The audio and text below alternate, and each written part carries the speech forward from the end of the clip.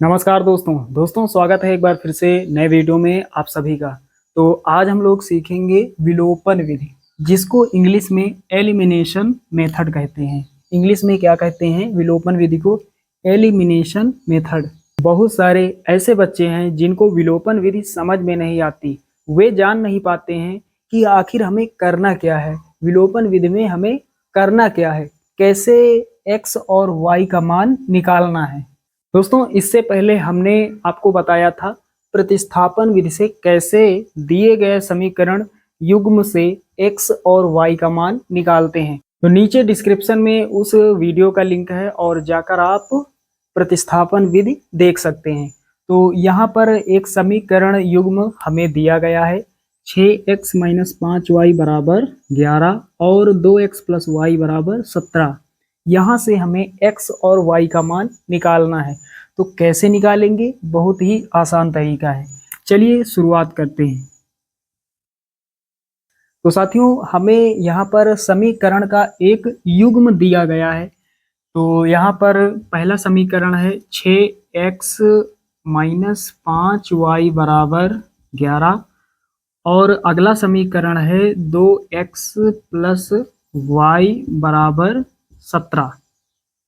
अब दोस्तों, यहाँ पर समझते हैं कि विलोपन विधि में हमें करना क्या होता है। विलोपन विधि में क्या करना होता है? हमें किसी एक चर के गुणांक बराबर करने होते हैं। यहाँ पर एक चर है x और एक चर है y। या तो हम y के गुणांक बराबर कर लें या फिर x के गुणांक बराबर कर लें। और यदि पहले से बराबर है तो फिर हमें बराबर नहीं करना है, या तो हमें जोड़ना है या फिर घटाना है। इसको मान लेते हैं समीकरण 1 और इसको मान लेते हैं समीकरण 2। तो समीकरण 1 में x के गुणा में जो अंक है, x का जो गुणांक है यहाँ पर 6 है और नीचे x का गुणांक 2 है। ये दोनों आपस में बराबर नहीं है। गुणांकों को हमें बराबर करना है, एक ही तरह के गुणांक करने हैं। और यदि y के गुणांक देखें तो y के गुणांक भी बराबर नहीं है। यहाँ पर y का गुणांक 5 है, यहाँ पर y का गुणांक कुछ नहीं दिया गया है, आगे कोई संख्या नहीं है, इसका मतलब यहाँ पर 1 है। तो यहाँ पर y के गुणांक भी बराबर नहीं है। या तो हम x वाले गुणांक बराबर कर लें या फिर y वाले गुणांक हम बराबर कर लें। चलिए x के गुणांक बराबर करते हैं, क्योंकि हमें किसी एक ही के गुणांक बराबर करना है। दोस्तों, एक सबसे आसान तरीका ये होता है गुणांक बराबर करने का, जो पहले से अंक दिए गए हैं उनका एलसीएम कितना होगा निकाल लेते हैं। x का गुणांक 6 है और x का गुणांक यहाँ पर 2 है, दोनों का एलसीएम निकाल लेते हैं। तो कितना होगा? 2 × 3 = 6, 2 × 1 = 2, 3 से काटेंगे, 3 × 1 = 3 और फिर 1 को ऐसा का वैसा उतार लेंगे। तो एलसीएम कितना हो जाएगा? यहाँ पर इन दोनों संख्याओं को गुणा कर देंगे तो कितना होगा? 6। तो यहाँ पर एलसीएम कितना प्राप्त हुआ? 6। x का गुणांक हमें 6 बना लेना है। तो यहाँ पर x का गुणांक पहले से 6 है इस वाले समीकरण में। यहाँ पर x का गुणांक 6 नहीं है।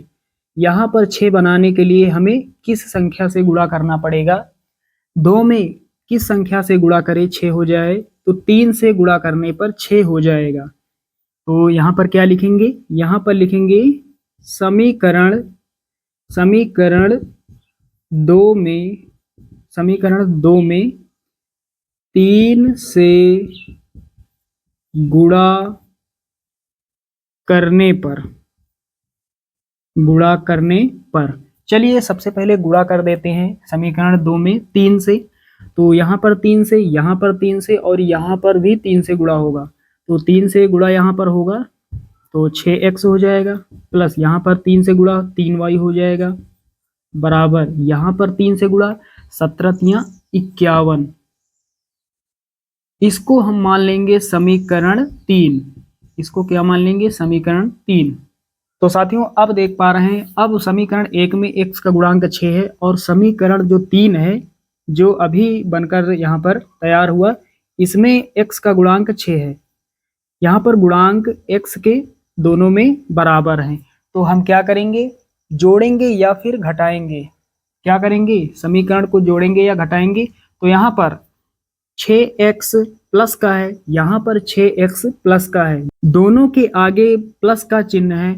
तो यहाँ पर हमें क्या करना पड़ेगा, यहाँ पर हमें घटाना पड़ेगा। समीकरण 1 में 3 को घटा सकते हैं या फिर 3 में 1 को घटा सकते हैं। यहाँ पर हमें घटाना है, तो यहाँ पर लिखेंगे, यहाँ पर क्या लिखेंगे, समीकरण 1 माइनस 3। यहाँ पर हमने लिख दिया समीकरण 1 माइनस 3, माइनस का मतलब घटाने पर, समीकरण 1 में घटाने पर 3 को। चलिए समीकरण 1 में 3 को घटा लेते हैं। तो सबसे पहले समीकरण 1 लिखते हैं, 6x माइनस 5y बराबर 11।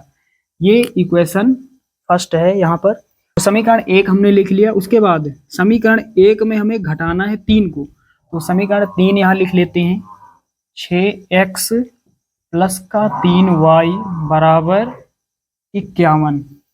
अब क्या करना है, हमें घटाना है, तो घटाने पर चिन्ह बदल जाता है। 51 जो है ये प्लस का है तो माइनस का हो जाएगा, 3y प्लस का है ये माइनस का हो जाएगा, 6x प्लस का है ये माइनस का हो जाएगा।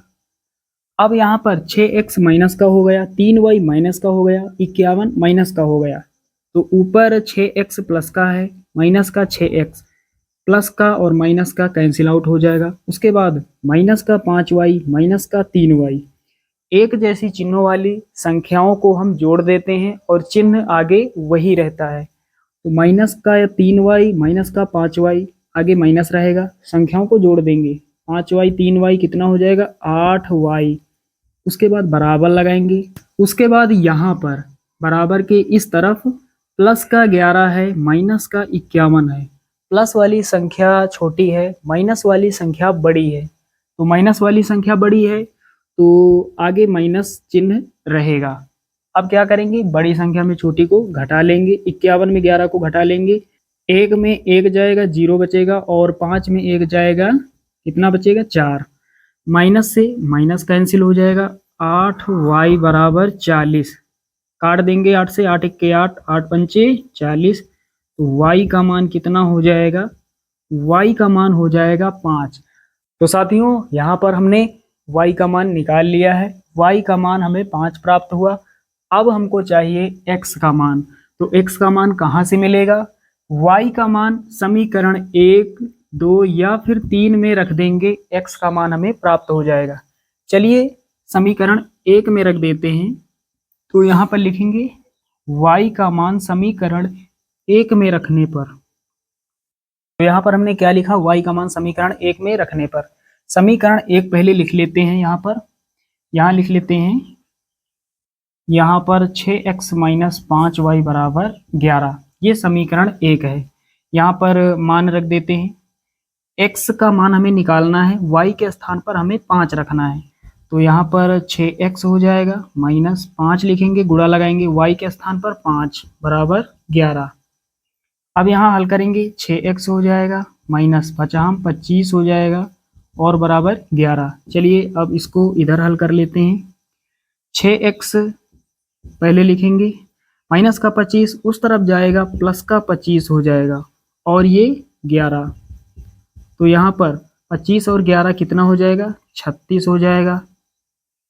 तो 6x बराबर 36, 6 1 के 6 और यहाँ पर 6 6 के 36, तो x बराबर कितना हो जाएगा, 6 हो जाएगा। यहाँ पर x का मान हमें प्राप्त हो गया। तो साथियों उम्मीद करता हूँ कि आप सभी लोग विलोपन विधि से समीकरण युग्म को अब हल कर लेंगे। चलिए दोस्तों मिलते हैं अगले वीडियो में, तब तक के लिए जय हिंद।